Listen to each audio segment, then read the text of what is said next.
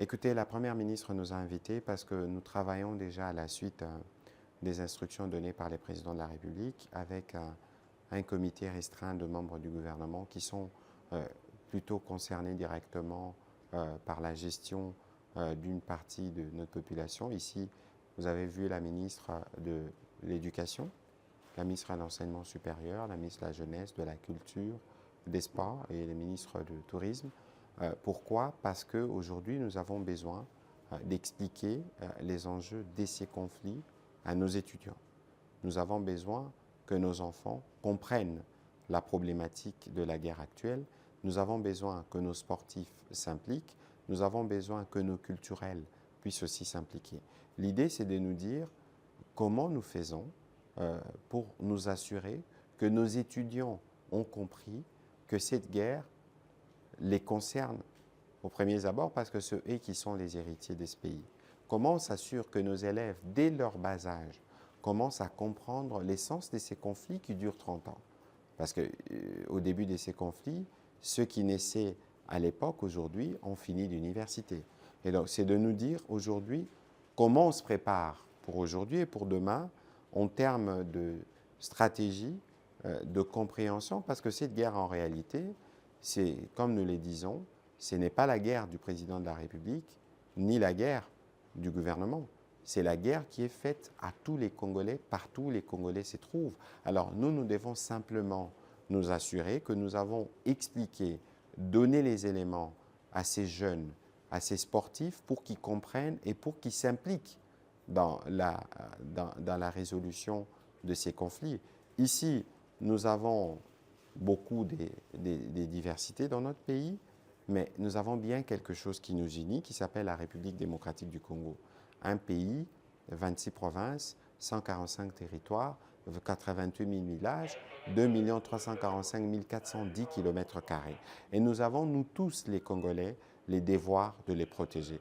Donc l'idée ici, c'était aussi de se dire, le professeur d'université, ceux qui nous enseignent la science, comment on les implique dans ces enjeux, les étudiants qui ne sont pas seulement étudiants, mais qui peuvent aujourd'hui constituer pour nous un réservoir, des soldats, non pas forcément dans le sens de porter la tenue et d'aller au front, mais parce que derrière leur téléphone, ils peuvent contribuer à ne pas propager, ils peuvent contribuer à freiner la propagation du poison rwandais, qui est ici la désinformation et toute la manipulation qui pullule sur les réseaux sociaux.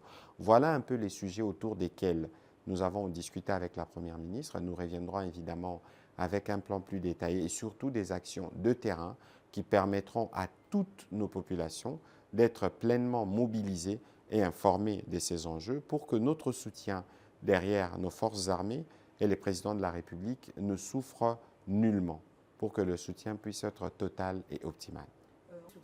Bon, écoutez, mais c'est pourquoi nous communiquons régulièrement, notamment à travers le briefing. Nous sommes dans une situation de guerre où les choses parfois évoluent très rapidement et qu'une formation donnée à 12 heures peut à 13 heures être sujette à modification, ça évolue. On a vu les événements du week-end autour de Bukavu et donc c'est pour ça que nous prenons toujours la précaution. Mais vous savez, nous voulons être transparents parce que nous savons que nous sommes dans un conflit où nous pouvons perdre des batailles, mais où nous savons que la guerre, nous la gagnerons. Et donc, il faut considérer qu'il y a justement cette nécessité pour nous de nous assurer que nous donnons les bonnes informations, mais bien au-delà de la nature des informations qu'on peut partager, ce qui est primordial aujourd'hui pour les jeunes, c'est de savoir qu'ils doivent se mobiliser. Ils doivent se mobiliser parce que c'est une guerre qui est faite à tous les Congolais en même temps.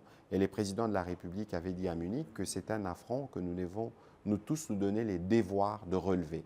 Et c'est dans cet ordre-là que nous voulons que les jeunes puissent être pleinement mobilisés. C'est dans cet ordre-là que nous irons vers eux, vers toutes les catégories sociales, pour leur expliquer justement les enjeux autour de cette guerre d'agression et la nécessité pour nous de demeurer unis au-delà de nos couleurs politiques, au-delà de nos clivages, parce que c'est l'unité qui va nous permettre de gagner cette guerre qui ne se joue pas que sur le front militaire, mais qui se joue sur tous les fronts, et une guerre qui doit être populaire parce que toute la population congolaise doit s'impliquer pour qu'on la gagne et on la gagne pleinement.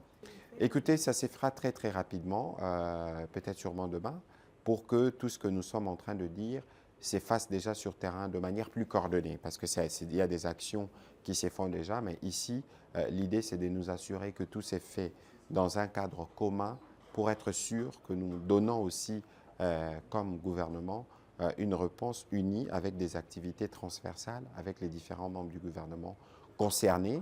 Ce n'est pas simplement ceux qui étaient dans la salle. Il y a évidemment d'autres programmes qui sont conçus pour impliquer d'autres membres du gouvernement, par exemple à l'instar du ministre de Mines, parce que nous savons que c'est une guerre qui est faite pour de ressources. Là aussi, il y a des choses à dire pour permettre à notre opinion d'être pleinement au courant.